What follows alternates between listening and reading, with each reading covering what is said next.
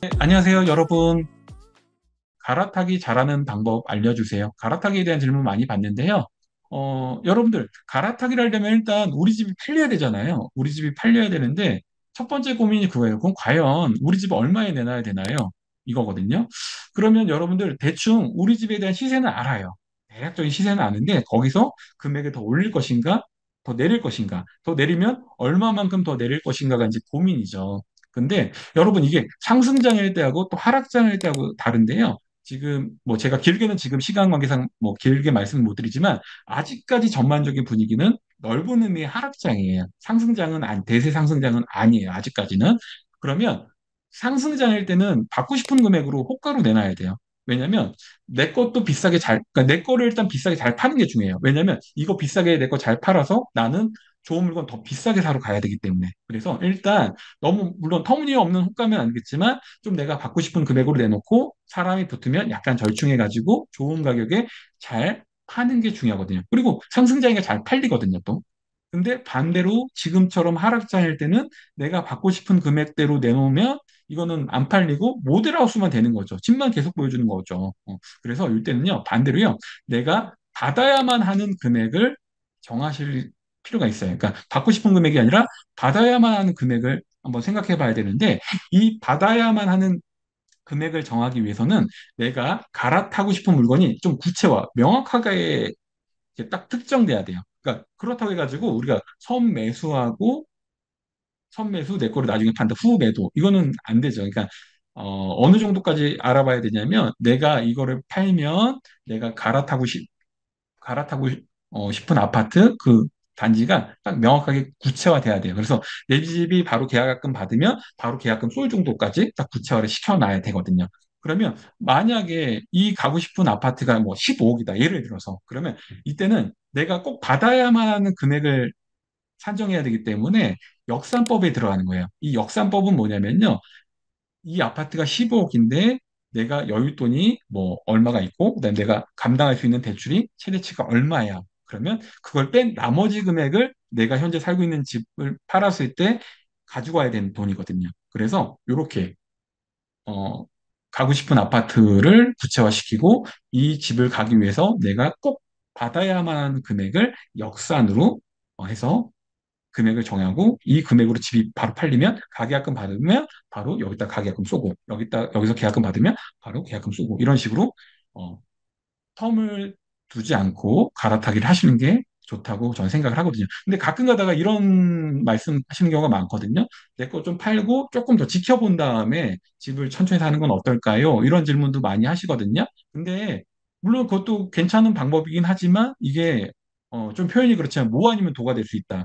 잘 되면 너무 좋지만 안 되면 계속 평생 집을 못 살 수도 있다. 그래서 저는 개인적으로 소유권을 팔았으면 바로 소유권을 잡는 게, 새로운 소유권을 잡는 게 가장 마음도 편하고, 또 단기적으로는 물론 내 거 비싸게 팔고, 뭐 내가 가고 싶은 상급지 조금 뭐 싸게 살 수는 있을 것 같아요. 근데 장기적으로 놓고 보면, 내 거 팔았으면 빨리 좋은 물건 내가 할 수 있는 범위 내에서 좋은 물건 이렇게 빨리 잡는 게 마음도 편하고 저는 괜찮다고 보거든요. 그래서 하여튼 상승장이냐 하락장에 따라서 내놓는 금액이 좀 달라질 수는 있겠죠. 그러면 이렇게 금액을 정하면 도대체 몇 군데 부동산에 내놔야 되는지 또 물어보시거든요. 그러면 이게 또 상승장일 때하고 하락장일 때가 또 다르거든요. 그러니까 상승장일 때는요. 한 최소로 뭐 한 두세 군데 요 정도만 내놓으셔도 돼요. 왜냐하면 상승장이기 때문에 매수자보다는 매도자, 물건이 없기 때문에 매도자가 우위거든요. 그러면 부동산도 마찬가지예요. 물건 가지고 있는 부동산이 우위를 차지하거든요. 그러면 손님 있는 부동산에서 물건 있는 부동산에 공동중개자라고 막 연락이 와요. 그러니까 굳이, 그러니까 내가 여러 군데 발품 팔면서 내놓을 필요 없을 것 같아요. 그래서 내가 뭐 기존에 거래했던데 아니면 믿을 만한데 몇 군데만 내놓으셔도 충분히 거래가 된다는 거죠. 근데 반대로 하락장일 때는 최대한 많이 내놓으셔야 돼요. 왜냐하면 이때는 매도자보다는 매수자가 약간 우위이기 때문에 물건이 조금 있기 때문에 여러 군데 내놓으시는 게 맞는데 왜 그러냐면 부동산마다 상대적으로 손님이 없지 물건은 어느 정도 다 있단 말이에요. 자기네 물건이. 그러면 간만에 손님이 딱 왔는데 매매 손님이 왔는데 굳이 자기네도 물건이 있는데 옆집 부동산에 있는 물건이 더 좋다고 해가지고 그거 공동 중개하지는 않거든요. 그러면 어, 하락장일 때는 공동중개보다는 단독으로, 그러니까 양타라고 하잖아요. 양타를 할 수 있게끔 여러 군데 부동산에 뿌리는 게 더 가능성이 높아지겠죠. 그래서 상승장일 때, 하락장일 때, 이렇게 어떤 시장이냐에 따라서 물건을 내놓는 그게 좀 달라지겠죠.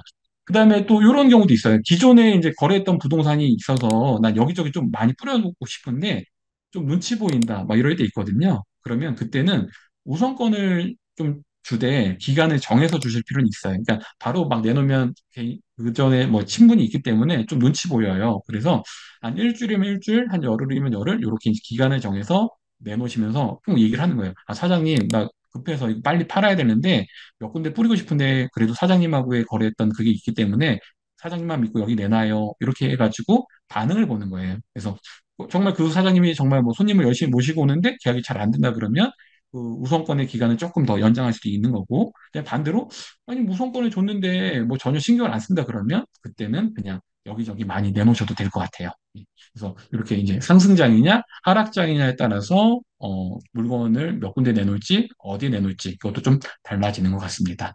자, 그리고 뭐 금매를 잡는 방법 알려주세요. 금매 어떻게 하면 잡을 수 있나요?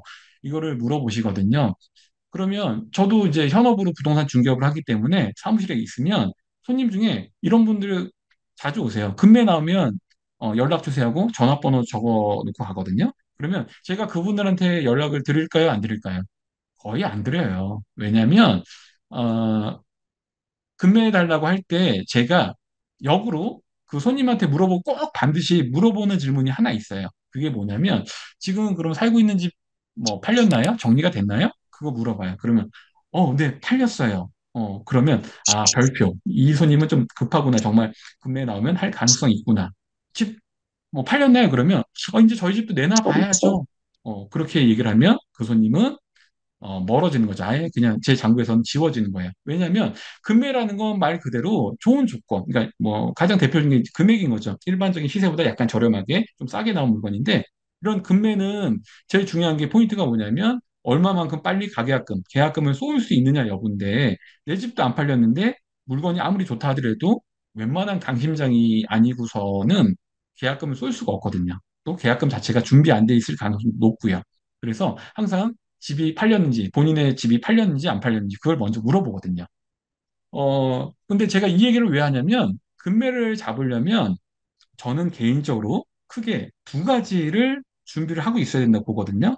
우선 첫 번째가 뭐냐면, 방금 전에 말씀드렸듯이 돈이 준비가 돼 있어야 되겠죠. 그러니까는 뭐 계약금을 바로 걸 수 있는지, 그다음에 잔금을 치를 수 있는지 이런 돈이 바로 준비가 돼 있느냐 여부가 굉장히 중요하죠. 근데 일반적으로 금매를 생각하시는 분들은 참 여기까지만 생각을 해요. 근데 이거는 가장 중요하지만 또 가장 기본이거든요.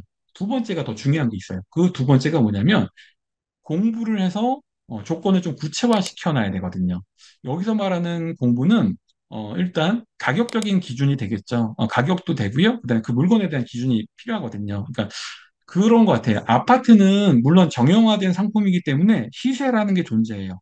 그러니까 예를 들어서 뭐 A라는 아파트가 30평대가 뭐 네이버에 딱 검색을 하니까 뭐 13억에서 뭐 17억까지 나왔다. 그러면 13억짜리는 싸긴 싼데 거래 안 되는 물건이 뭐 하자가 있거나 진행이 안 되는 물건이고 그다음에 뭐 17억 이렇게 나온 물건은 올림픽인 거예요. 이거는 팔리면 뭐 좋고 아니면 말고 그냥 17억에 내놓은 물건인 거예요. 그러니까 이거는 당연히 안 사겠죠. 그러면 보통 요 정도 물건이면 뭐 한 14억에서 15억 뭐 한 15억에서 왔다 갔다 하겠죠. 뭐 14억 5천에서 뭐 15억 5천 요 정도의 그 물건들이 거래가 될 거란 말이에요. 그러면 요 시세를 참고를 해가지고 자기만의 기준을 좀 만들어 놓으실 필요가 있어요. 그래서 나는 이 아파트가 정말 괜찮고 사고 싶어. 그러면 시세가 현재 15억 5천까지인데 나는 얼마까지 가능할 거야. 나만의 기준을 정하시는 거예요. 그래서 그 기준에 맞는 물건이 나오면 바로 내가 판단을 할 수 있어야 돼요. 그리고 그거를 좀 구체화해서 금매 나오면 연락 주세요 할 때 좀 구체화해서 그 부동산 사장님한테 공인중개사분한테 얘기를 해야 돼요.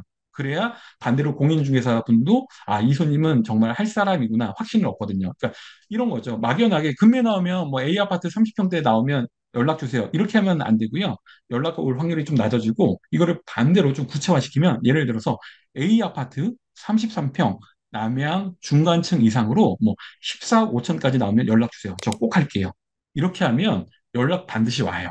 그러니까 꼭 14억 5천이 아니더라도 이거랑 비슷한 조건의 물건이 나오면 가장 먼저 떠오를 수밖에 없는 거죠. 그래서 중요한 건 자기만의 기준이 돼 있어야 돼요. 그 공부가 돼 있어야 돼요. 정말 이 가격이 싼 건지 안 싼 건지 그 가격에 대한 공부가 돼 있어야 되고, 그다음에 과연 그러면 나는 이 아파트를 얼마만큼 내가 잡을 것인가, 살 수 있을 것인가, 그리고 내 기준에는 얼마만큼이 금매 기준에 들어갈 것인가를 보셔야 돼요. 근데 이 기준이 없으면요, 그래요. 만약에 뭐 시세가 15억짜리 아파트인데 14억 5천에 물건이 나왔어요. 그래서 저희가 손님한테 딱 전화 드리면 반응은 또 어떻게 나오냐면 똑같아요. 준비가 안 돼 있으면 14억 5천 괜찮네요.